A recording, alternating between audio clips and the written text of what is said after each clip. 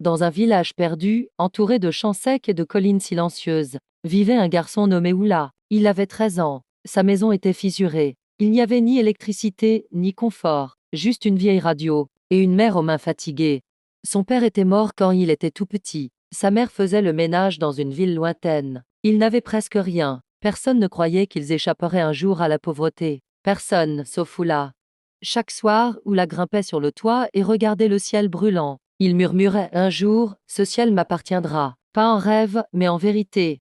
À l'école, ses chaussures étaient trouées, ses doigts tachés d'encre. Les autres enfants riaient. Pourquoi tu travailles autant? T'es juste le fils d'une femme de ménage. Oula ne répondait jamais. Il disait seulement, c'est ta vérité, pas la mienne. Un jour, l'école annonça un concours scientifique national. Le gagnant obtiendrait une bourse pour la ville. Tout le monde pensait que c'était pour les riches. Mais Oula, lui, il croyait. Il trouva un vieux livre sur les panneaux solaires. Il construisit son projet avec des déchets, sans outils, juste de l'imagination. Son professeur lui dit « Tu es intelligent, Oula, mais c'est trop ambitieux. » Et Oula répondit calmement « Si je crois déjà que je ne peux pas, alors pourquoi commencer ?»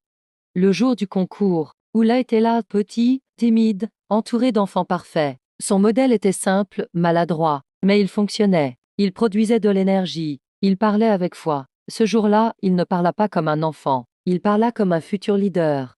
Plus tard, il attendait le bus, seul, il pensa peut-être que j'ai échoué, peut-être que j'avais l'air idiot.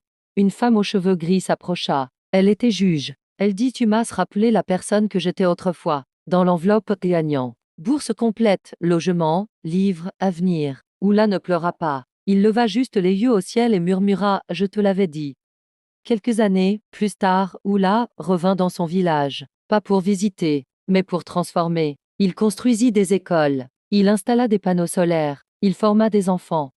Sur le portail du centre, il fit graver cette vérité, le ciel n'est pas la limite. C'est à penser qu'il est.